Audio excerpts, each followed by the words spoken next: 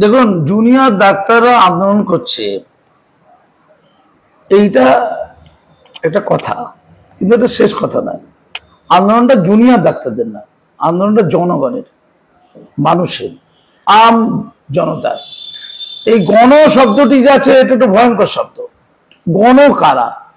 গণরা যে সবকিছু বুঝে করে সেটাও যেমন সঠিক নয়, আবার হঠাৎ করে তারা আবেগপ্রবণ হয়ে পড়ে, হ্যাঁ, এবং তাদের আবেগপ্রবণ হয়ে ওঠার পেছনে বাস্তবতা নেই, এটাও সঠিক নয়। অর্থাৎ এখন গণই আন্দোলনের যুদ্ধ, গণতান্ত্রিক গণ আন্দোলন, ঠিক আছে, এখন সেই জায়গায় আছে। আমার প্রশ্ন হচ্ছে, নেপোয় মারে দই বলে একটা কথা আছে, আপনি খেয়াল করে দেখুন, ঠিক এই পরিবেশে অনুব্রত কন্যা সুকন্যা কান্ত, সে গরু পাচার যে মামলা ছিল 1.5 বছর পরে সে কিন্তু জামিন পেয়ে গেল। মিডিয়ায় তেমন উচ্চবাচ্য নেই, গল্প নেই, মানে মানুষের আবেগ অনুভূতি চিৎকার চেঁচামেচি প্রায় নেই। কিছু কিছু জিনিস কিন্তু নীরবে ঘটে যাচ্ছে, খুব ঠান্ডা মধ্যে বুঝতে হবে। ঠিক এমন করেই ওই কালীঘাটের কাকুর কথা কেউ বলছে না, তার গলার কণ্ঠস্বর মিলে যাওয়ার পরে কারা কারা এই অপরাধে যুক্ত তার তথ্য তালাশ করা, তার সুলুক সন্ধান করার চেষ্টাও নেই, অপচেষ্টাও নেই, সুচেষ্টাও নেই, কিচ্ছু নেই। জনগণ চুপ। আচ্ছা, জুনিয়র ডাক্তারও তো মানুষ নাকি অন্য ঘরে থাকে? জুনিয়র ডাক্তারও তো মানুষ, তারা তো অন্য ঘরে থাকে না, পশ্চিমবঙ্গে থাকে, তারা ভারতীয় থাকে তারা। আচ্ছা, যখন প্রচুর অন্যায় অপরাধ হয় তখন তো প্রত্যেক মানুষ তার পেশা নির্বিশেষে তারা প্রতিবাদ করবে। যেমন আমি হেডমাস্টার মশাই, তুমি সাংবাদিক, আমরা প্রত্যেকেই প্রতিবাদ করছি। আমরা শিক্ষক, অ্যাডভোকেট, চাষি, কৃষক, শ্রমিক, গৃহবধূ, সরকারি কর্মী, বেসরকারি কর্মী, সাধারণ ভবঘুরে, রিক্সা চালক, প্রত্যেকেই এখন প্রতিবাদ করছে। কোনটা? তিলোত্তমা ঘটনা, তেমনই অনেক ঘটনা ঘটেছে। সেই ঘটনা জুনিয়র ডাক্তারদের। আমার প্রশ্নটা একটু খুবই স্পেসিফিক আপনার সামনে রাখবো। আমরা যেরকম দেখলাম নিয়োগ দুর্নীতি কাণ্ড আর রেশন দুর্নীতি কাণ্ড, এবং নিয়োগ দুর্নীতি কাণ্ডের পরে এই যে তিলোত্তমার যে সুমোটো কগনিজেন্স সুপ্রিম কোর্টের তরফ থেকে গ্রহণ করা হয়েছিল, সেক্ষেত্রে যে এই বারংবার তারিখের যে পিছনো, এবং এক্ষেত্রে একদম 9 থেকে স্কিপ করে 18, এই তারিখের জানে কি ঘটনাটা জড়িয়ে পড়ে? আমি ওই জায়গায় পরে আসছি, আমি খুব গুরুত্বপূর্ণ কথা, এটা রাজ্যে কি বলেছিল শব্দ আছে, আমি ওই কথাই বলি যে জুনিয়র ডাক্তাররা একটা প্রতিবাদের রাস্তা নামাচ্ছে, ওইগুলো পারছিল না। হাঁসখালি মেয়েটি ধর্ষণ করে মেরে দেওয়াটা পারছিল, জুনিয়র ডাক্তাররা কোথায় ছিল আপনারা? আমি জুনিয়র ডাক্তারের কথা বলছি, তাদের কার করে তুলছি এখন, আমি উল্টো কথা বলি আপনাদের। কারণ আরজি করার দুর্ঘটনা জুনিয়র ডাক্তাররা পাপে যুক্ত, একটা অংশের জুনিয়র ডাক্তাররা, আমি বিশ্বাস করি পাপে যুক্ত, আমার বিশ্বাস ভুল হতে পারে, এটা বিশ্বাস, এটা আমার অনুভূতি। আচ্ছা, কামদানের ঘটনাতে জুনিয়র ডাক্তার কজন রাস্তা রয়েছেন? ওটা কি অন্য সেকশনের লোক বলে, গরিব বলে, অন্য সেকশনের মানুষ বলে, খেটে খাওয়া মানুষ বলে নাকি? আচ্ছা, ওই গাইঘাটাতে বরুণ বিশ্বাস মরে গেল, গুলি খেয়ে মরে গেল, প্রতিবাদ করেছিল, ঘরে ঘরে রেপ করা হচ্ছিল, ঘরে ঘরে দেখ, মানে ঘরে ঘরে রেপ কেন? রেপ টেপ, সৌরভ গাঙ্গুলির বউ বলছে, স্ত্রী বলছে রেপ টেপ হয়েই থাকে। জ্যোতি বছর বলেছিলাম দর্শন তো হয়েই থাকে। তো মাননীয়রা খুব বিক্ষোভ করেছিলেন দাঁড়িয়ে। তো মাননীয় জ্যোতি বসু যখন বলেছিলেন ওই আমাদের ওই এতে ভাঙড়ের দিকে যে রেপটা হয়েছিল, তাতে বলেছে এমন রেপের ঘটনা তো ঘটেই থাকে, সেটা নিয়ে গোটা রাজ্য তোলপাড় হয়েছিল। জ্যোতি বসুর তীব্র সমালোচনা করা হয়েছিল। এই অনিতা দেওয়ান না কি নাম, তাদের যে করা হয়েছিল, তীব্র সমালোচনা করা হয়েছে, তীব্র সমালোচনা, বামতলার উপরে তীব্র সমালোচনা করা হয়েছিল। ঠিক আছে মাননীয়া। আচ্ছা, সৌরভ গাঙ্গুলির স্ত্রী, তিনি সৌরভ গাঙ্গুলির আলো আলোকিত এবং নিত্য কিছু করেন, স্কুল টিস্কুল আছে, তো তিনি বললেন তিনি বিখ্যাত সেলিব্রিটি, মানে আমি বললে কেউ পাত্তা দেবে। সৌরভ গাঙ্গুলির স্ত্রী বলে বিরাট ব্যাপার, মিডিয়া পাগল হয়ে দমক করে মিডিয়া। সৌরভ গাঙ্গুলির স্ত্রী মহাপুরুষ, তিনি বলেছেন রেপ টেপ এমন তো হয়েই থাকে। রেপ টেপ মানে টেপ দিয়ে মারতে হবে, রেপটাকে আর কি, টেপ মানে কতটা খিল্লি চিন্তা করে দেখুন। আচ্ছা মাননীয়, এই যে ওয়ার্ডটা বলেছে সৌরভ গাঙ্গুলিকে, আপনি ওই ব্র্যান্ড আমার তদন্ত দেখি কত ক্ষমতা আছে। তার স্ত্রী বলেছে, তো তার স্ত্রীর বিরুদ্ধে সৌরভ গাঙ্গুলিকে অ্যাকশন নিল নাকি? করা যাবে না? ওই মহিলা ওই 498 ধারা করে দেবে নাকি? জানি না। ওকে বয়কট করবেন কি? আপনি করুন। আপনি জ্যোতি বসুকে বয়কট করেছিলেন এই একই কথা বলার জন্য। জ্যোতি বসুকে আপনি বয়কট করেছিলেন না? বিরাট আন্দোলন করে তুলেছিলেন না? রেপ টেপ বললে আপনার একটু গায়ে লাগছে না? রেপ টেপ তো হয়েই থাকে। তাহলে হোক না, চারিদিকে রেপটেপ হোক, রেপার টেপ। তো এই রেপটেপ যে হয়েছিল জুনিয়র ডাক্তাররা বামতলায় দেখেছিলেন তো, দেখেছিলেন, প্রতিবাদ করেননি। ধামতলায় প্রতিবাদ করেননি, এটা বাম আমল ছিল। তারপরে আপনি আরো অনেক ভালো ভালো জায়গায় গেলেন। এই আমি গাইঘাটা বললাম, আমি পার্ক স্ট্রিট বললাম, আমি আমাদের কামদানি বললাম, আমি হাঁসখালি বললাম। রেপের বাদ দিয়েও আছে মীর আমিনুল ইসলাম, সে রেপের প্রতিবাদ করেছিল। মীর আমিনুল ইসলাম তাকে আত্মহত্যা করে মরে যেতে হলো পুলিশের জন্য। রিজাউর রহমান দেখলাম কত নাই, বক্তব্য দেখলাম 11 জনকে জ্বালিয়ে পুড়িয়ে মেরে ফেলে দিল। আচ্ছা, জুনিয়র ডাক্তার একটা জায়গায় প্রতিবাদ করেছে, উত্তর দিন তো। সিলেক্টিভ প্রতিবাদ নাকি, নাকি নিজের ঘরটা পুড়ে গেলে তবে হুঁশ হয়? জুনিয়র ডাক্তারদের বলি, ঘরটা জ্বললে তবে আপনাদের হুঁশ হয়? আগে আমার ঘরে আগুন ধরুক, মাস্টার মশাই সব পুড়ে জ্বলে পুড়ে ছাড় হয়ে যাক, গরিব লোকগুলো বক্তব্য পুড়ে জ্বলে পুড়ে ছাড় হয়ে যাক, আর হাঁসখালি গরিব মেয়েটা ছাই হয়ে যাক, আর বরুণ বিশ্বাসের প্রতিবাদ করে মরেই যাক। আমি বাবা চুপচাপ। জুনিয়র ডাক্তার সরকারি হসপিটালে জুনিয়র ডাক্তাররা শুধু মানবিক, আর প্রাইভেট হসপিটালে জুনিয়র ডাক্তাররা অমানবিক? ক্লিয়ার আসুন। নাকি সরকারি হসপিটালে জুনিয়র ডাক্তারদের চাকরি যাবার ভয় নেই, তাই তারা মানবিক, আর বেসরকারি হসপিটালে জুনিয়র ডাক্তারদের চাকরি যাওয়ার ভয় আছে, তাই তারা মানবিক? নাকি মেরুদণ্ড সমস্যা? আমি একটু ক্লিয়ার করতে চাইছি, খুব ঠান্ডা মাথায় বুঝতে হবে। আমি বলি, আরজি করে যারা অপরাধী, তাদের মধ্যে অন্যতম অপরাধী হচ্ছে জুনিয়র ডাক্তাররা, যারা সন্দীপ ঘোষের তল্পি বাহক ছিল, দাবিদারি করত, হয়তো টাকা দিয়েছিল, তাই ওই শান্তনু সেনের কথা মতো তারা কোশ্চেন পেয়ে গিয়েছিল, দেখে দেখে টুকলি মেলে পরীক্ষা দিয়ে পাস করেছিল। শান্তনু সেন বলেছি, কিন্তু আমি বলিনি। সেই তল্পি বাহক জুনিয়র ডাক্তারের একটা অংশ, তারা যখন মুর্শিদাবাদে ট্রান্সফার করা হয়েছিল সন্দীপ ঘোষকে তার অপরাধের জন্য, আবার তিনি লাইন করে, তার তো বিরাট লাইন করে আবার তিনি আরজি করে ফিরে এসেছিলেন, রিটার্ন এসেছিলেন। তারপর কি বিপুল আনন্দ উৎসব, আমি তাদের নামের তালিকা দিতে পারি কারা আনন্দ উৎসব করছিলেন। তো এই দুর্ঘটনা, এই যে দুর্নীতি, যেটা ডক্টর আক্তার বলছেন, এত পাপ, এত দুর্নীতি, এত নোংরামি, এত নষ্টামি, জুনিয়র ডাক্তারের তাহলে সন্দীপ ঘোষের সঙ্গে যখন ছিল, এই ধর্ষণ কাণ্ড ইতিবৃত্তির মধ্যে তাদের কোনো সম্পর্ক নেই তো? তাদেরকে হিড়িয়ে করতে নেন, সিবিআই তদন্তে দাঁড় করা দরকার।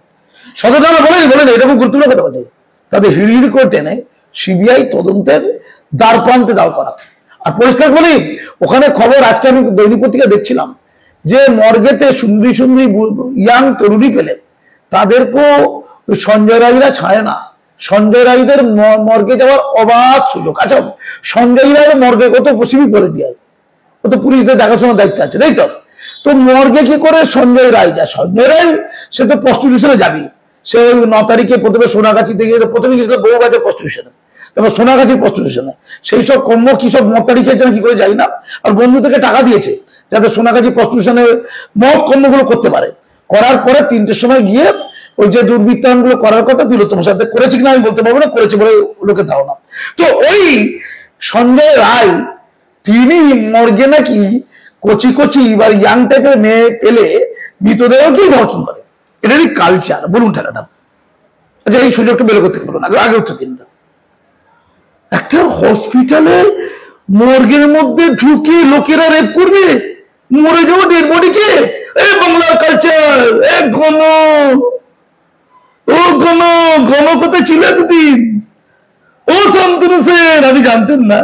আমি সব জানি, আমি শান্তনু সেন, আমি দিদির অনুপ্রাণিত, যেভাবে শুভপ্রসন্ন বলেছিল বক্তব্যে, আমি অনেক অন্যায় পাপ দেখিয়াছি, কিন্তু আমি কথা বলিব না, আমি আশীর্বাদ পাইয়াছি, যার নুন খেয়েছি তার তো গীবত গাইতে পারি না, আমি যার নুন খেয়েছি তার কি করে গীবত গাইবাম? ঘন ঘন ঘন।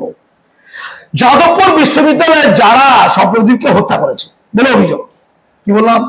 যাদবপুর বিশ্ববিদ্যালয় এখন অ্যাডমিনিস্ট্রেশন আমি আছি, আমি পুরো জানি।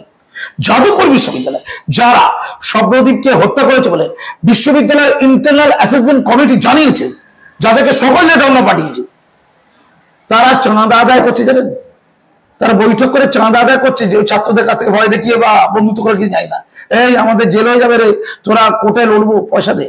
সেটার বিরুদ্ধে ডিন অফ দ্য স্টুডেন্টকে পদক্ষেপ নিতে হয়েছে, ডিন অফ দ্য স্টুডেন্ট। এবং তারা শুনলাম খবর কাজে দেখছিলাম, আমি দেখিনি খবর কাজ, মানে এগিয়ে থাকা খবর কাজ বলছে, তারা যাদবপুর অঞ্চলে ওই কল্লোলের এই তিলোত্তমার জন্য আন্দোলনের নেতৃত্ব দিচ্ছে। হলো, মানে স্বপ্নদীপকে হত্যা করছে আর কল্লোলিনী তিলোত্তমা যেন নেতৃত্ব দিচ্ছে আন্দোলনে। কি ভয়ঙ্কর মুখ রে বাবা। সৌরভ গাঙ্গুলি কি ব্যথা, এখন সৌরভ না বেরোয়নি, ও এখনো গুটি আছে। সৌরভ কিন্তু বেরিয়ে পড়েছে, মোমবাতি নেই তো। সারা জীবন গান্ধীমূর্তি পাদদেশ চলে গেল, সৌরভ দেখতে পাইনি। মাধ্যমিক মূর্তি পাদদেশ চলে গেল, কত লোক আত্মহত্যা করে ফেলল, সৌরভ দেখতে পাইনি। হাসকারিতে দেখতে পাইনি, বকটুই দেখতে পাইনি, ফার্সিতে দেখতে পাইনি, ওই মিরাবুল ইসলামে দেখতে পাইনি, ওই গাইঘাটাতে দেখতে পাইনি, বরুণ বিশ্বাসে দেখতে পাইনি, ওই আমরা দেখতে পাইনি। এখন দেখতে পেয়েছি। জনগণ যেই দেখতে পেয়ে যাবে, প্রচুর জনগণ মোমবাতি নিয়ে রাস্তা নিয়ে পড়বে, তখন তাদের তাল দিতে হবে। এর নাম হচ্ছে শিয়ালের ডাক। আমি একটা প্রশ্ন করি, সুপ্রিম কোর্টের নির্দেশ মতো মঙ্গলবার বিকেল 5টার মধ্যে সুপ্রিম কোর্ট থেকে প্রধান বিচারপতি বলেছিলেন যে জুনিয়র ডাক্তারদের কাজে যোগ দেওয়ার নির্দেশ দেওয়া হয়েছিল, কিন্তু সুপ্রিম কোর্টের সেই নির্দেশকে চ্যালেঞ্জ ছুড়ে জুনিয়র ডাক্তাররা আরো 5 দফা দাবি চাপিয়ে দিল সরকারের উপর, এবং সেই দাবিতে ইন্ডিয়ান মেডিকেল অ্যাসোসিয়েশন এর সম্মতিও রয়েছে। কি বলবেন? আমি 5 দফা দাবিটা আপনার সামনে পরিষ্কার করে দিচ্ছি। 5 দফা দাবির মধ্যে তাদের প্রথম দাবি নগরপালের পদত্যাগ, দ্বিতীয় দাবি সন্দীপ ঘোষের সাসপেনশন, তৃতীয় দাবি তাদের শিক্ষা ক্ষেত্রে স্বাস্থ্যকর্মীদের নিরাপত্তা সুনিশ্চিত করা, চতুর্থ দাবি তাদের হেলথ সেক্রেটারির তারা ডিএমির তারা পদত্যাগ চাইছেন, এবং তাদের পঞ্চম দাবি হচ্ছে সিবিআই এর যে কার্যপ্রণালী রয়েছে সেটা তাদেরকে জানাতে হবে। এই সমস্ত দাবিগুলোকে রেখে তারা এই যে অবস্থান বিক্ষোভ করছেন, তাতে মেডিকেল অ্যাসোসিয়েশনের সম্মতি। কিচ্ছু হবে না, কিচ্ছু হবে না, কিচ্ছু হবে। আচ্ছা ধরুন সন্দীপ চলে গেলে আর একটা মোষ এলো, কি হবে তাতে?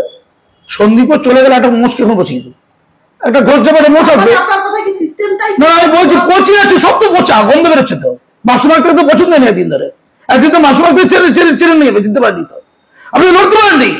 দেশে জাতীয় সঙ্গীত গাওয়াতে গেলে প্রধান শিক্ষক মৃত্যুমুখে পড়ে গেল, চুপচাপ আমি জুনিয়র ডাক্তার চুপ করে বসে থাকবো, কাজ করা হবে। আচ্ছা সন্দীপ চলে গেল, আর আমাদের কমিশনের পুলিশ সরে গেল, সে তো এমনি সত্যি চাইছে, তার জায়গায় তোমাকে কমিশন পুলিশ করে দেওয়া হলো, বা আর কাউকে করে দেওয়া হলো, কি ভালো যাবে? সে তো বাজালো, আরো বাজালো হয়তো গেল।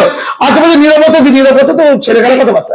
আরে সুপ্রিম কোর্ট যে রায়টা দিকে, রায়টা বুঝতে হবে। তাদের বলেছে যে গতকাল সন্ধ্যে 5টার মধ্যে তাদেরকে কাজে যোগদান করতে বলেছে জুনিয়র ডাক্তারদেরকে, তাই তো? এবং যদি তারা কাজে যোগদান না করে, রাজ্য সরকার তাদের করণীয় করতে পারে, মানে সহায়তা করতে পারে বলেছে।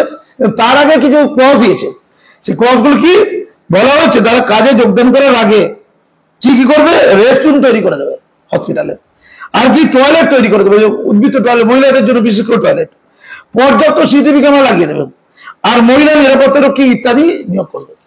এইটা নিয়োগ করে করবে যেদিনে বললো তার পর দিনে 5টার মধ্যে জুনিয়র শিক্ষকদেরকে বা জুনিয়র ডাক্তারদেরকে ওই কাজে যোগদান করতে। আচ্ছা কত অবৈজ্ঞানিক কথা না?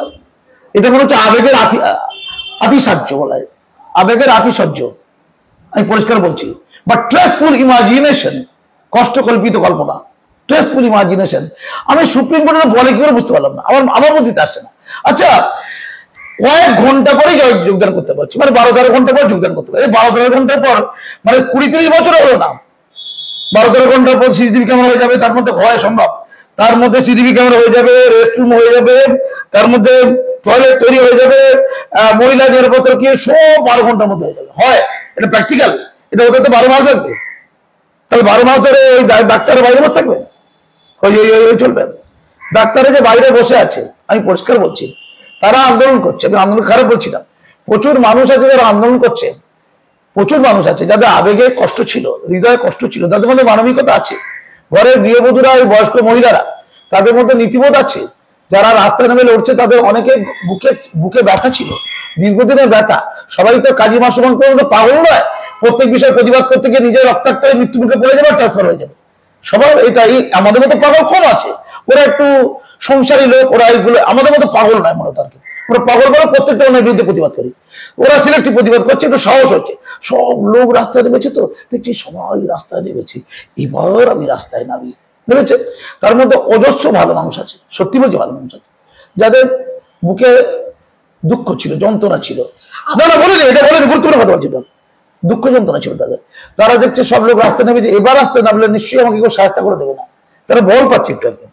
তাদের কিন্তু কান্না ছিল, তারা হয়তো কাঁদতো বাড়িতে, কিছু করতে পারতো না তারা। এমন প্রচুর মানুষ আমি নিজে চোখে দেখেছি যাদের মধ্যে প্রবল প্রবল ভাবে একটা প্রতিবাদী মানসিকতা আছে, কিন্তু তারা রাস্তা নেবে ঐক্যবদ্ধ ভাবে এত সোচ্চার হতে আমি আমার জীবদ্দশায় দেখিনি, পশ্চিমবঙ্গের মাটিতে দেখিনি। ওই মা গো ভাবনা কিসের, আমরা তোমার শান্তিপ্রিয় শান্ত ছেলে, তবু শত্রু এলে অস্ত্র হাতে ধরতে জানি, তোমার ভয় নেই মা, আমরাও প্রতিবাদ করতে জানি। তোমার ভুবনে মাগো এত পাপ, এ কি অভিশাপ, এত কিছু পরে চারিদিকে পাপ দেখেছে বাংলার মানুষ, রুখে দাঁড়াতে পারেনি। আমার একটা প্রশ্ন আছে আপনার কাছে, সেটা হচ্ছে আপনি যে বলছেন যে 12 মাস লেগে যাবে, এই যে ডাক্তারদের যে দাবি, যে ন্যূনতম দাবি তারা সামনে রেখেছেন যে স্বাস্থ্য ক্ষেত্রে তাদের নিরাপত্তা সুনিশ্চিত করা, এই যে টয়লেট করা এবং এই যে সিসিটিভি ক্যামেরা লাগানো, আপনি বলছেন যে 12 মাস, সত্যিই তো একটা কোনো কিছু গড়তে কিন্তু সময় লাগে। এক্ষেত্রে প্রশ্ন উঠছে যে 23 জন মানুষের মৃত্যুর দায় চাপানো হলো রাজ্যের আন্দোলনরত জুনিয়র ডাক্তারদের ওপর। আমি পরিসংখ্যানটা একটু বলবো, যেখানে প্রায় 97,000-এর কাছে চিকিৎসক সংখ্যা, সেখানে মাত্র 7,500 জুনিয়র ডাক্তাররা পরিষেবা দিয়ে থাকেন, যারা রেসিডেন্ট ডক্টর থাকে, আর যার সেরকম কোনো প্রামাণিক তথ্যই নেই। অথচ তিলোত্তমার ধর্ষণ ও হত্যা তদন্তের একাধিক অসঙ্গতির বিষয়ে সদুত্তর দিতে অক্ষম রাজ্যের প্রধান আইনজীবী কপিল সিব্বল। আপনি একটা উদাহরণ দিন, কপিল সিব্বল কি বলছে, পয়সা করি পায় আর ওখানে লাফায়, ছাড়ুন না কথা। তিনি বলছেন 23 জন মানুষ মারা গেছে জুনিয়র ডাক্তারদের আন্দোলনের জন্য। আরে বাবা, অ্যাডভোকেটদের কেউ কেউ বিখ্যাত হয়ে গেছে, এখানেও অ্যাডভোকেট আছে, গান্ধীমতি আর মাতঙ্গিনী আদ্যামতি পাওয়া করে কোটিপতি হয়ে গেছে। ছাড়ুন না, ছাড়ুন, মূল্যবোধ দেখা আছে, হিরো হবে পার্টি থেকে, হিরো হবে পার্টি থেকে, করে কমে খাবে, টাকা পয়সা ইনকাম করবে, সব জানিয়ে চলুন। শোনেন, নিঃস্বার্থভাবে কাজ করছে, এইটা চালু বিষয়। নিঃস্বার্থভাবে কে করেছে? টিভি চ্যানেলে বলে গেছে বুদ্ধিজীবী কপিল সিব্বল হাউসটা নিয়ে একজন অ্যাডভোকেট করে দেখিয়ে দিচ্ছে, চাউন না। তাকে 80-90 লক্ষ টাকা ওই 5 নিয়ে 43 লক্ষ টাকা দেয়, সে তো যোগ্য লোক। কপিল সিব্বলকে বলা হয়েছে তুমি খুনির পক্ষে থাকো, আছে খুনির পক্ষে। আরে বিখ্যাত লয়ার কে, যে খুনিকে বাঁচিয়ে দিতে পারে, সে বিখ্যাত, সে তার টাকা বেশি। যে খুন হয়ে গেছে তাকে বাঁচানোর জন্য তো কি, খুন হয়ে গেছে প্রমাণ হয়ে গেল খুন হয়ে গেছে, তো রিভিডেল আছে, সে তো জিতবেই, তার জন্য কম দামে অ্যাডভোকেট চলে। কিন্তু যে খুন করেছে তার হয়ে যে অ্যাডভোকেট লড়ে জয়লাভ করতে পারে, সে হচ্ছে এই অ্যাডভোকেটের নীতিমত্তা, তাকে তুলে রাখবো। নীতি ওই আপনার ঘরে তাক আছে, পুরোনো তাক, এখন তুলে রাখবো, ওটা কিছু নেই। ইনকাম কে কত 9-কে 6, 6-কে 9 করতে পারে, ওটা কপিল সিব্বল করতে পারে। মাননীয় পছন্দ, ব্রোকার কি আছেন 21 জনকে তো দিয়েছিল, কজনকে অ্যাডভোকেটকে দিয়েছিল। আমার প্রশ্ন না, একটা লোক যদি মারা যায় চিকিৎসার অভাবের জন্য, 24 জন মারা গেছে দাবি করা হয়েছে, একটা লোক যদি মারা যায়, 6 লক্ষ লোকের নাকি ট্রিটমেন্ট হয়নি। ভালো করে শুনুন, 6 লক্ষ, এরা তো অন্তজ প্রান্তিক, এরা গরিব অসহায় সংখ্যালঘু অন্তজ প্রান্তিক, সেই লোকদের চিকিৎসা হয়নি, তারা সরকারি হসপিটালে যেতে পারবে না। যারা যারা আন্দোলন করছে মূলত তাদের কিন্তু বেসরকারি হসপিটালে যাওয়ার ক্ষমতা আছে। খেয়াল করে দেখবেন কোন জনগোষ্ঠীর লোক বেশি আন্দোলন করছে, চকচকে ঝকঝকে তকতকে, ফেসবুকে দেখেছে সব, ম্যাক্সিমাম গ্রামের অসহায় মহিলারা যে লড়াই করছিল, কলকাতায় তার কি চালক করেছিল বলুন তো? সন্দেশকারী মহিলারা যখন লড়ছিল, সেই সন্দেশকারী শক্তি স্বরূপা, সে রেখাপাত্র কোথায় গেল? তাকে কি মেয়েদের ওই জাতীয়তাবাদী মুখ করা হয়েছে? এই আন্দোলনে মহিলাদের মুখ করা হয়েছে? বলুন উত্তর দিন। গরিব অসহায় অন্তজ প্রান্তিক নরেন্দ্র মোদীর কখনো পছন্দ হয়েছিল, শক্তি স্বরূপা বলেছিল, সেই সন্দেশখালীর মানুষটা তারা যখন আন্দোলন করছে, কলকাতায় কিন্তু কিছু সরকার, আপনি খুব খেয়াল করে দেখুন। আর কলকাতার দিকে একজন ডাক্তারনি, তার ঘটনাতে একেবারে ক্রিম সেকশন, খুব ক্রিম সেকশন, কিন্তু মধ্যবিত্ত, নিম্ন মধ্যবিত্ত, উচ্চ মধ্যবিত্ত, 3টে সেকশন, উচ্চশিক্ষিত, মধ্যশিক্ষিত, নিম্ন শিক্ষিত, 3টে সেকশন, এই টোটাল 10% লোকেদের যুক্ত। গ্রাম অঞ্চলে কিছু মহিলারা যুক্ত নয় বলছি না, সংখ্যাটা কিন্তু মার্জিনাল, মাইক্রোস্কোপিক, খুব টানাভাবে দেখবেন। তাহলে এই যে অংশে যারা লড়াই করছে, এরা বেসরকারি হসপিটালে যেতে পারে, আর বেসরকারি জুনিয়র ডাক্তাররা তারা আমি বাবা চুপচাপ, আমার নীতিবোধ ওই মাইনেতে বাঁধা। কয়েকজন বড় বড় ডাক্তার, যেমন কুমার সরকার, নমস্য ব্যক্তি, যেমন কি সুবর্ণ রায়, কি সামথিং, এরকম কিছু লোক আছেন, তারা অনেক নাগরিক প্রতিবাদে থাকেন, তারা অনেক নাগরিক প্রতিবাদে প্রথম দিকে থাকেন। অভিজিৎ বাবু আছেন, আরো সব কারা আছেন, তাদের বড় বড় ব্যবস্থা, তাদের কিছু দেশে জানা, তাদের বিশাল জায়গা আছে। এদেরকে ওই নাম বলে দিয়েছে বলে ডেকেছিল না, রীতিমতো চাটা খাইয়ে কোন আন্দোলন করে হিরো হয়ে গেছে, অসুবিধা কিছু হয়নি। কিন্তু আমি আম ডাক্তারদের কথা বলি, যারা এমপ্লয়ি বড় বড় বেসরকারি হসপিটালে, তারা তো চুপ আছে। এই অংশের লোক কিন্তু ওই প্রাইভেট হসপিটালে যেতে পারে। আর যে অংশের মানুষ যারা ভোট দেয়, মাননীয়কে যারা ভোট দিয়েছে, যারা 1000 টাকা নেয়, লক্ষ্মীর ভান্ডার নেয়, এরা লক্ষ্মীর ভান্ডারকে গাল দেয়, আর ওই গরিব লোকগুলো যে কোনো কারণে হোক লক্ষ্মীর ভান্ডারে 1000 টাকা নেবার জন্য মুখিয়ে থাকে। ওটা বুঝতে হবে, লক্ষ্মীর ভান্ডার 1000 টাকা নেবার জন্য, কন্যাশ্রী নেবার জন্য মুখিয়ে থাকে ওরা। ওই 90% মানুষরা এরা সরকারি হসপিটালে মূলত যায়, খুব ঠান্ডা কথা বুঝতে হবে। তাদের মধ্যে 6 লক্ষ লোক রোগী, তারাই কিছুদিনের মধ্যে, 1 মাসের মধ্যে নাকি ট্রিটমেন্ট পায়নি। এটা এগিয়ে থাকা খবরের কাছে নেই, মিথ্যে সত্য বলতে পারবো না। আর 24 জন ইতিমধ্যে বিনা চিকিৎসা মারা গেছে। অ্যানজিওগ্রাম, যেটা খুব গুরুত্বপূর্ণ হার্টের জন্য লাগে, প্রায় 1500 রোগীর অ্যানজিওগ্রাম হয়নি, মানে হার্ট অ্যাটাক করে মরে যাবে বলছেন। আর ওপিডিতে ডাক্তারাই বসছে না।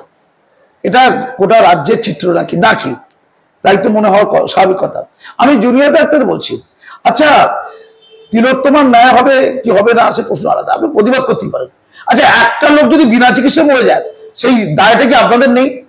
যেমন অসহায় গরিব অন্তর্জ প্রান্তিক রোগীদের চিকিৎসা পাওয়ার পূর্ণাঙ্গ অধিকার ভারতীয় সংবিধান তারা দিয়েছে, কারণ জনগণের ট্যাক্সের টাকায় ওই জুনিয়র ডাক্তারের বেতন হয়, ওটা আমার টাকা আছে ওখানে।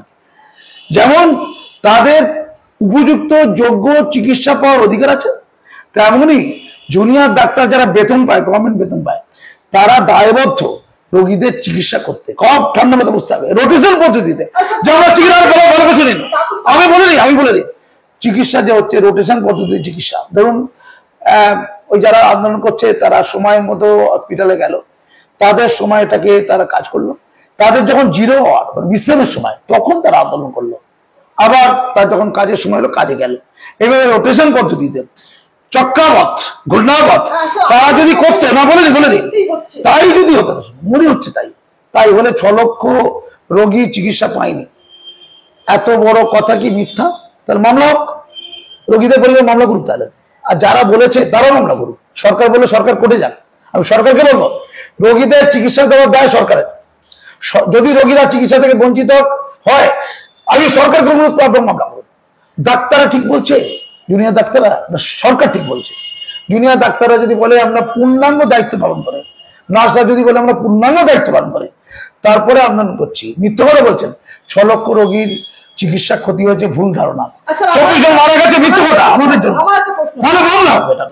মানুষ এটা বলে দিই, তিলোত্তমার দিয়ে যদি মামলা হয়, এই অপঘাতে রোগী মারা গেছে, এটাও মামলা হতে হবে। ডাক্তারদের 5 দফা দাবির মধ্যে একটি ছিল স্বাস্থ্য সচিবের অপসারণ। অথচ গতকাল স্বাস্থ্য সচিবের পক্ষ থেকে একটি ইমেল আসে জুনিয়র ডাক্তারদের নবান্নে আলোচনার আমন্ত্রণ জানিয়ে। আমরা দেখেছি বহুবার রাজ্যের মুখ্যমন্ত্রী তিনি বারংবার বলেছেন, এবং চন্দ্রিমা ভট্টাচার্য তিনিও বারংবার বলেছেন শাসক দলের তরফ থেকে, যে আন্দোলনরত যারা চিকিৎসক রয়েছেন তাদের সবসময় তারা স্বাগত জানাচ্ছেন আলোচনার ক্ষেত্রে। তাহলে যার অপসারণ তারা দাবি করছেন সেই স্বাস্থ্য সচিব, আর তার পক্ষ থেকে একটি ইমেল জানিয়ে জুনিয়র ডাক্তারদের নবান্নে আলোচনার আমন্ত্রণ জানানো হচ্ছে, এবং ইমেলের ভাষা অসম্মানজনক ছিল, এবং যার অপসারণ চাইছেন চিকিৎসকরা, আর তার পক্ষ থেকে ইমেল আসায় সরকারের সঙ্গে এক টেবিলে বসে বৈঠকের প্রস্তাব প্রত্যাখ্যান করলেন চিকিৎসকরা, এবং আন্দোলন চালিয়ে যেতে তারা বদ্ধপরিকর, এই কথাও জানালেন। 8 ঘন্টার বেশি সময় অপেক্ষা করার পর নবান্ন থেকে বেরিয়ে যেতে বাধ্য হলেন মুখ্যমন্ত্রী। আমি পরিষ্কার বলছি, সুপ্রিম কোর্টের একটা ভার্ডিক্ট, সেটা যদি বঞ্চিত হয়, লাঞ্ছিত হয়, দেশের অবস্থার প্রতি চ্যালেঞ্জ হয়ে যাবে। কিন্তু আমি পরিষ্কার বলছি, নাম্বার 1, নাম্বার 2, ডাক্তাররা যে বলছে করেছে তো, এটা নিয়ে ভাবার বিষয় আছে। সুপ্রিম কোর্ট রায়টা এরকম দেবে কেন বলুন? আগে আমাকে উত্তর দিন। না, সুপ্রিম কোর্ট রায়টা দিল কেন, আমাকে উত্তর দেন। বলছে ক্লজ রয়েছে, না আমি সমর্থন করছি না, ক্লজটা ভালো করে বুঝুন। বলা হয়েছে restroom, guest room, toilet, CCTV camera, মহিলা নিরাপত্তা বাহিনী সব সুনিশ্চিত করে দিতে হবে ওই 12 ঘন্টার মধ্যেই। তারপরে গতকাল সন্ধ্যে 5টা থেকে ডাক্তাররা যে যা ডিউটি ঢুকে যাবে। আচ্ছা সম্ভব? এটা কি আবেগ নয়? এটা কি অবৈজ্ঞানিক কথা নয়? এটা অযৌক্তিক কথা নয়? আমি বুঝতে পারছি না, ছেলে খেলা হচ্ছে নাকি সব? ছেলে খেলা হচ্ছে। আর কি বলছেন আপনি যে ন্যায় পেয়ে যাবে, হই করে জনগণ হই করে ন্যায় হয়ে যাবে?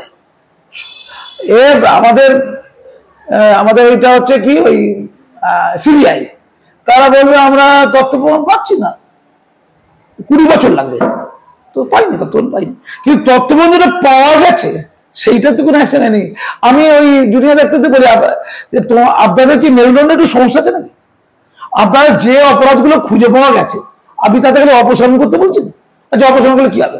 স্বাস্থ্য বিভাগের যে সচিব তাকে অপসারণ করা হলো, আর সন্দীপ ঘোষকে অপসারিত করা হলো, আর ওই বিনীত গোয়েলকে অপসারিত করা হলো। তার জায়গায় ঘোষের জায়গায় মোষ, মোষের জায়গায় ঢোস, ঢোসের জায়গায় ওস, তিনটে ঢুকে গেল। কি হবে তাতে? এতে তো জেল হবে। অপসারণ করে কি হবে যদি এরা অপরাধ করে থাকে? তাহলে যে অ্যাসিস্ট্যান্ট সুপার বললো আত্মহত্যা করেছে, তার তো জেল হবে, তার এক্ষুনি জেল চাই। আরে কোনো ধর্ষককে খুঁজতে হবে না, রেপিস্টকে খুঁজতে হবে না, খুনিকে পাওয়া যাবে না। খুনিকে আমি বলে দিচ্ছি এই আপনার চ্যানেলের মাধ্যমে, খুনিকে পাওয়া যাবে না, রেপিস্টকে পাওয়া যাবে না। হ্যাঁ আমি বলছি পাওয়া যাবে না, পাওয়া যাবে না, তত নেই। আরে ফরেন্সিক ডিপার্টমেন্টের লোকদের করে ডাকা হয়েছিল যে কি করে এই প্রত্যেকটা তথ্যটা লোপাট করা যায়।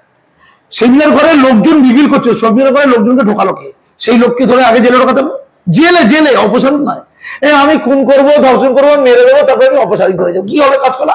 ওরে ঘুগনি খাবো, আমেরিকাতে গিয়ে হলিডে বানাবো, আনন্দ করবো, ফুর্তি করবো, পরে মুখ্যমন্ত্রীর জায়গায় উপমুখ্যমন্ত্রী হয়ে যাবো, পরে ঘুরে এসে উপমুখ্যমন্ত্রী হবো। অসুবিধা আছে?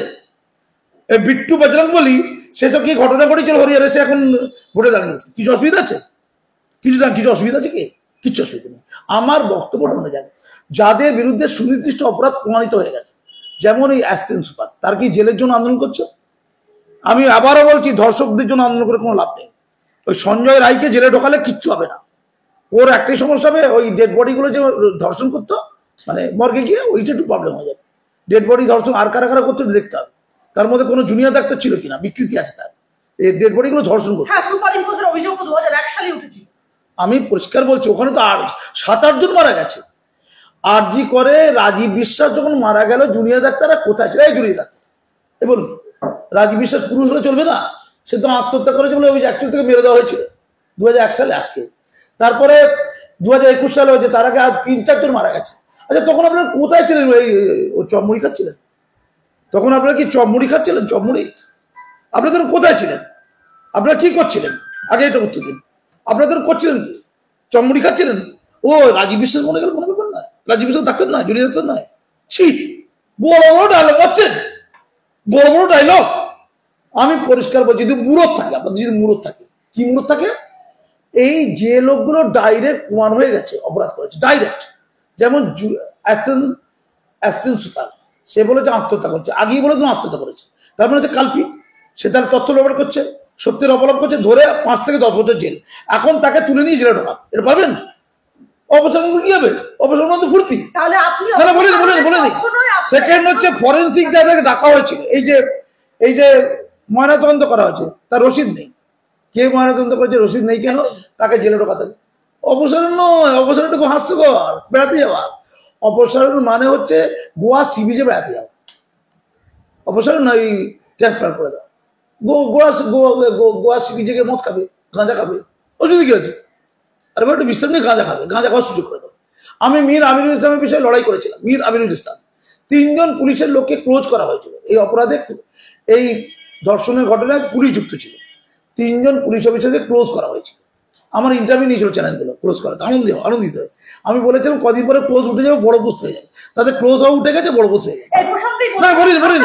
এবার একটা উল্টো গুরুত্ব, টালা থানার যে ওসি, সেই টালা থানার যিনি টালা থানার ওসিকে কলকাতার 4টি স্বনামধন্য হাসপাতাল থেকে সম্পূর্ণ সুস্থ ঘোষণা করে দেয় এবং তারা তাকে অ্যাডমিট করতে চায়নি হাসপাতালে।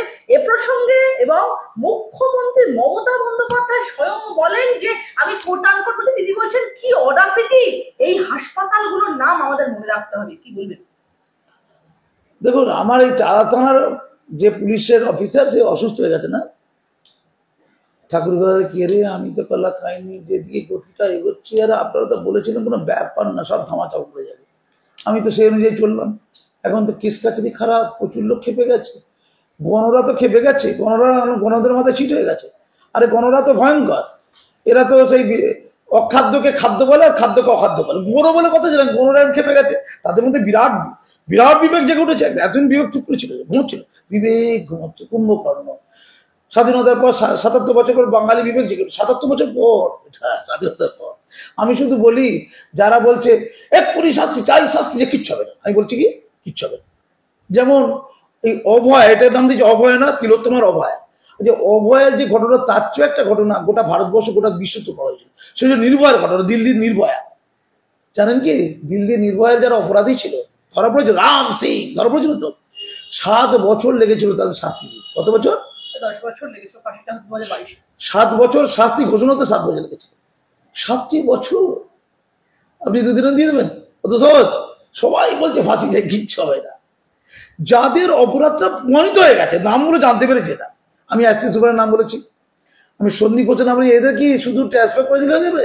ছি ছি ছি, এদের জেল হবে 10-15 বছরে। এবং সেই এইচওডি, হ্যাঁ এইচওডি, আমি তো এইটাই বলছি, যারা ফরেনসিক করেছে, যারা দেরিতে এফআইআর করেছে, যারা এফআইআর করার আগে ময়নাতদন্ত ইত্যাদি সবগুলো করেছে, যারা রাতে ময়নাতদন্ত করেছে, যারা ময়নাতদন্তের রসিদ রাখেনি, যারা মিথ্যে কথা বলেছে, যারা ওই আমাদের দেয়ালটা ভেঙে দিয়েছে, দেয়াল যারা যুক্ত, কারোর হয়েছে দেখতে হবে, যারা ওই আমাদের সেমিনার রুমে লোক ঢুকিয়ে দিয়েছে, যারা আমি মনে করছি অন্য জায়গায় রেপ করে খুন করে সেমিনার রুমে ফেলা হয়েছিল, সেই রুমটা কোনটা তারা তথ্য লোপাট করেছে। আমি বিশ্বাস করি না, আমি মনে করি অন্য জায়গায় করে দুষ্কর্ম করে সেমিনার রুমে ফেলেছি। আমি পরিষ্কার বলছি, আমি শুধু ওই তিলোত্তমার বাবা মায়ের কথা ভাবি। তিলোত্তমার বাবা মা দেখলো এত লোক চিৎকার করছে, এত লোক হয়ে করছে, আমি অবাক হয়ে যাই। তারা বলছে পুলিশ নাকি চাপ দিয়েছিল, তাই নাকি বলেছে পুলিশ ভালো চলছে, রাজ্য পুলিশ ভালো চলছে, আমাদের সাহায্য করছে, রাজ্য পুলিশের বিরুদ্ধে আমাদের কোনো অভিযোগ নাই, এটা বলেছে তিলোত্তমার বাম্মা। জনগণ কিন্তু প্রায় প্রথম দিন থেকে তোলপাড় করছে, তারপরে বাম্মার সাহস হয়নি, মেরুদণ্ড সমস্যা আছে, ওরাদের মনে হচ্ছে মেরুদণ্ড সমস্যা আছে। এখন বলছে আমাদের মেরুদণ্ড সোজা হয়ে গেছে, এখন এমন জনগণ এসে গেছে, এখন বলছে না পুলিশ খারাপ, সিবিআই ভালো। তাহলে সিবিআই ভালো? তা আপনি পুলিশকে খারাপ বলে দিলেন, এই ভালো বলে দিলেন কেন? এইটুকু চাপ নেওয়ার ক্ষমতা আমাদের নেই, বাঙালি তো এইটুকু চাপ নেওয়ার যোগ্যতা আপনাদের নেই।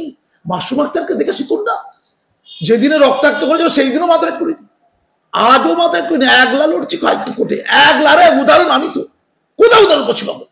ও বুদ্ধিজীবীগুলো আছে না, আচ্ছা সিনেমা দেখতে সুন্দর নায়িকা, তাদেরকে সব টিভি চ্যানেল খবর কাজে যেই কমেন্ট করছে দৌড়ে চলে যাচ্ছে টিভি চ্যানেল খবর কাজে, আমাকে থাকবে না, এ তো তুচ্ছ লোক। তাহলে এখন যত ধরনের রাত্রে 2টোয় 3টে 4টে ভোরবেলা যারা বেরোচ্ছে, সবাই মিলে কি করে বলুন তো, ওই সিবিআই দপ্তরটাকে গোল করে খেতে দেন, ওদের বলুন আমরা তোমাদের লেখাপড়া শেখাবো, আমরা এভিডেন্স জোগাড় করে দিচ্ছি। আর টিভি চ্যানেলগুলো একটু কাজ করুন না, আপনারা তো এভিডেন্স দেন, আপনারা খোঁজখবর নিয়ে খবর কাগজগুলো একটু স্ট্রিং অপারেশন তাহলকা মাছিয়ে দিন, করে একটু খবর টবর দিয়ে দিন। সিবিআই বাজারে বুঝতে পারে না, কারণ সিবিআই তদন্ত করার সময় ওই অভিষেক বন্দ্যোপাধ্যায় বলে একজন আছেন না আমাদের রাজ্যসভায়, ওই আমাদের মাননীয় এমপি, ওই যাকে ভাইপো নাকি বলে, তো গরিব মানুষ একটু, তার নাকি সিবিআই বা ইডি, ওটা ইডি মনে হচ্ছে, ওই ব্যাঙ্ক অ্যাকাউন্টটা খুঁজে পাইনি। বলবি তুমি একটু যাও রাস্তায় বেরো, ব্যাঙ্ক অ্যাকাউন্ট পেয়ে শুধু ইডি খুঁজে পায়নি। আচ্ছা এর চেয়ে বেশি খিল্লি করা কিছু আছে? মানে অভিষেক বাবু নাকি ব্যাঙ্ক অ্যাকাউন্ট নেই, ওটা খুঁজে পাচ্ছে না। মাননীয় শুধু একটু উৎসব, মাননীয় একটু প্রবলেম হচ্ছে, একটু উৎসবের প্রতি মাননীয় আপনি কথা বলছেন কেন? আপনি অভিষেক বাবুকে কথা বলতে পারবেন, অভিষেক বাবু শান্তভাবে আছেন, উনি খুব দায়িত্বশীল কথা বলছেন, অভিষেক বুঝে শুনে কথা বলছেন। মাননীয় আপনারা কি না বলে চলতো না? এটা আমি মাননীয়কে বলি যে আপনারা উৎসবে ফিরে আসুন। এবার লোক বলছে প্রতিবাদ তো এখন উৎসব পেয়ে গেছে, বাঙালি জাতি তো কথা বলতে খুব ভালো পারে, এই গুছিয়ে দেবে কথা, প্রতিবাদ করছে এটাই তো উৎসব। তার মানে ওই দুর্গা পুজো হয় না, ওটা উৎসব হয়। মা দুর্গা, আমি জানি না এই অক্টোবর মাসের 10 তারিখ থেকে ওটা উৎসব হবে, ওটা পুজো হবে না, মানে ওটা পুজো টুজো কোনো ব্যাপার নয়, উৎসবটা ব্যাপার। আমি কিন্তু মা দুর্গার কষ্টটা ভাবি, মা দুর্গা যখন পুজোটা চেয়েছিল, আমি জানি কিভাবে চেয়েছিল, ইতিহাসটা একটু জানি, তিনি উৎসব কিন্তু চান। এই বাঙালি জাতি এই পুজোটাকে উৎসব বানিয়ে দেবে, আর সেই উৎসবটা নিয়ে এখন বসে থাকতে হবে। উৎসবের সময় যারা উৎসব চাইছে তাদের ঘরে মেয়েরা রেপ হয়ে গেলে উৎসবের মধ্যেই রেপ হয়ে যাবে, কি আছে, একটু রেপ নালে হয়ে গেল। আরে রোজ 90টা করে হয়, ওইটা তো সৌরভ গাঙ্গুলি বহু ভালো বুঝেছে। তো আপনি উৎসবটা না বললে পারতেন না, দেখুন উৎসব নিয়ে খিল্লি হচ্ছে। আরে আপনি কি বলবেন, এটা দিয়ে তো সকালবেলা লোক তৈরি হয়ে থাকে, ওটা সারাদিন মিম করবে, টোল করবে, কত কাজ বলুন তো, বাঙালি জাতির বিরাট কাজ। আমি শুধু একটা কথা বলবো, আমার সত্যি একটা জিনিস ভালো লাগছে না, তো ওই যে মা গো ভাবনা কিসে বলেছিলাম না, শত্রু এলে অস্ত্র হাতে ধরতে জানি, তোমার ভয় নেই মা, আমরা প্রতিবাদ করতে জানি। আমার না প্রতিবাদ থেকে কি মনে হচ্ছে জানেন, আমার নিজের কথা মনে পড়ছে। আমার হয়তো কেউ লড়েনি, যখন কল্লোলিনী তিলোত্তমার জন্য লড়ছে, তখন আমার নিজের কথা মনে পড়ছে, যেন মনে হচ্ছে এটা আমারই লড়াই। অন্যায়ের বিরুদ্ধে লড়াই, এতে কোনো জাত হয় না, ধর্ম হয় না, শ্রেণী হয় না, বর্ণ হয় না, দেশ হয় না, জাতি হয় না, রাজ্য হয় না, মানুষ হয় না, প্রতিবাদ শুধু প্রতিবাদ হয়। প্রতিবাদের একটা শর্তা থাকে, যে কামদুনির অসহায় সে মারা গেছে, তারও আত্মা হয়তো শান্তি পাচ্ছে, একটা প্রতিবাদ, বড় প্রতিবাদ আমার সময় হয়েছিল, সেটা দাঁড়া বাঁধেনি, মিডিয়া সরে গেল, সব লোক থেমে গেল, অন্য ইস্যু এসে গেল, আমার আলোচনাও বন্ধ হয়ে গেল, নোটে গাছটিও মরিয়ে গেল। আমার যেন প্রশ্ন, সেই কামদনি, সেই পাকিস্তানের মহিলাটি, সেই হাঁসখালি জ্বলতে থাকা মহিলাটি, সেই বরুণ বিশ্বাস, সেই কাজী মাসুম আক্তার, আমি বেঁচে আছি আর কি, মরে যাইনি। আমরা যারা ন্যায় পাইনি, যারা যারা অত্যাচারিত, বারে বারে অত্যাচারিত, বারে বারে আমাদের কণ্ঠস্বর মনে হচ্ছে কল্লোলেরই তিলোত্তম হয়ে প্রতিবাদ হচ্ছে গোটা শহর কলকাতায়, গোটা পশ্চিমবঙ্গে, ভারতবর্ষের বিভিন্ন জায়গায়, এমনকি পৃথিবীর বিভিন্ন জায়গায়। কোথাও না আমাদের আত্মার শান্তি হচ্ছে যে অন্যের অন্তত প্রতিবাদটা হয়। এটা শুধু কল্লোলেরই প্রতিবাদ নয়, এটা তিলোত্তমার প্রতিবাদ নয়, এটা আমাদেরও প্রতিবাদ। আমার শেষ প্রশ্ন আপনার কাছে, নিরাপদ নয় বিচারকরাও বিচারকদের আবাসনে হামলার ছক। ডায়মন্ড হারবারের বিচারকদের আবাসন মধ্যরাতে দুষ্কৃতী দৌরাত্মের অভিযোগ, পুলিশের মদতেই নাকি দুষ্কৃতী দৌরাত্মের অভিযোগ, বিদ্যুৎ বিচ্ছিন্ন করে হামলার ষড়যন্ত্র। খুব শর্টে আমি বলছি, ভারতের প্রধান বিচারপতি যদি পশ্চিমবঙ্গে বাস করতো, ভারতের প্রধান বিচারপতি চন্দ্রচূড় বাবু, আমার খুব ভয় ছিল, ওনার নিরাপত্তার জন্য আলাদা পুলিশ বাহিনী দিত। এখানে কেউ কি সুরক্ষিত আমি ঠিক জানি না। একজন সুরক্ষিত বলুন তো, কে সুরক্ষিত? আমি মুখ্যমন্ত্রী মমতা ব্যানার্জি খুব ভয় পাচ্ছি, উনিও সুরক্ষিত না, অরক্ষিত। কোন জায়গা থেকে বলছেন? সব জায়গাতে বলছে। বাংলার মহিলারা যেভাবে রাস্তায় নেবে রাত্রি কাটালো, রাত্রি দখল করলো, বিচ্ছিন্ন বিক্ষিপ্ত কিছু ঘটেছে, মাথা উঁচু করে করেছে তো। মাননীয়া বলবেন যে কলকাতা সবচেয়ে সুরক্ষিত, বলবেন বাংলা সুরক্ষিত, অন্য রাজ্য হলে তো দুর্ঘটনা ঘটে যায়। আমি আপনাকে উল্টো বলছি, তোমার সাথে আমার যদি পছন্দ না হয়, দুটো মত তো আলাদা হতেই পারে, কিন্তু আমাদের মতের সাথে হৃদয় আলাদা হয়ে যায়। আমরা হাতিয়ার তুলে নিই একে অপরের জন্য। এই যে অসহিষ্ণুতা, এই যে উপেক্ষা, একে অপরের গণতন্ত্রকে একে অপরকে শ্রদ্ধা ভক্তি না করতে পারা, এটা হচ্ছে অগণতন্ত্র। এটা একটা পচনের নাম, সামাজিক পচন তৈরি হয়ে গেছে। আমি পরিষ্কার বলছি, ছাত্র জীবন থেকে, ছাত্রাবস্থা থেকে ছাত্রছাত্রীদের মূল্যবোধের শিক্ষা দিয়ে, অভিভাবকরা বাড়িতেও মূল্যবোধের শিক্ষা দিয়ে একটা ভালো মানুষ তৈরি করুক। এটা যদি পচে যায় না, কাউকে ট্রান্সফার করে দু একজনকে ফাঁসি দিয়ে কিচ্ছু হবে না, কিচ্ছু হবে না। আমি বলছি ধর্ষণ বন্ধ হবে, কিচ্ছু হবে না। দুটো ধর্ষণ বন্ধ হয়ে দুটো লোক সাথী হলে কি ধর্ষণ বন্ধ হয়ে যাবে? অত সহজ কিচ্ছুটি হবে না। আমি পরিষ্কার বলছি, একেবারে ভেতর থেকে, মূল থেকে, শিকড় থেকে পরিবর্তন করতে হবে। আর আপনি বলছেন এটা 2026-এ মাননীয় অঙ্ক কষে বসে আছে, আবার তিনি জিতে ক্ষমতা আসবেন। আর যারা রাস্তায় বেরোলো তাদেরকে ভেঙচে দেবে। আমি উল্টো বলছি আপনাকে, ভেঙচে দেবে, মুখ ভেঙচে দেবে। আমি এটা দেখতে চাইছিলাম না। জনগণ যদি এতই ত্যাগী, এতই লড়াকু, জওহর সরকার বাবু বিশাল লড়াকু, 2021-এ তিনি রাজ্যসভায় গেলেন, তখন কি শিক্ষায় দুর্নীতি উনি দেখতে পাননি? ওনার কি তখন চোখে ছানি পড়েছিল? তখন কি উনি পাকসি দেখতে পাননি? উনি কামদনি দেখতে পাননি? হাঁসখালি দেখতে পাননি? ওই দৌড় কাটাচ্ছিল মালদাতে দুটো মেয়েকে উলঙ্গ করে, কদিন আগে কোচবিহারে একটি মেয়েকে উলঙ্গ করে দৌড় কাটাচ্ছিল, তাদের তো কারো ফাঁসি হয়নি। জওহর সরকার বাবু দেখলে এই তো সুযোগ, এক্ষুনি যদি আমি পদত্যাগ করি মহান বনে যাব, বিরাট ত্যাগী, বিরাট প্রতিবাদী, অঙ্গভঙ্গি। প্রতিবাদ এক জিনিস, প্রতিবাদের জন্য অঙ্গভঙ্গি করা, অভিনয় করা, অভিনয় সর্বস্বতা, এটা একটা অন্য জিনিস, ওটা বন্ধ। প্রকৃত প্রতিবাদ হলে প্রত্যেকটা অন্যায়ের বিরুদ্ধে প্রতিবাদ করতে হবে, সিলেক্টিভ প্রতিবাদ নয়। ধন্যবাদ। আমার ঘন কালো চুলের রহস্য এনপির ফার্মেট।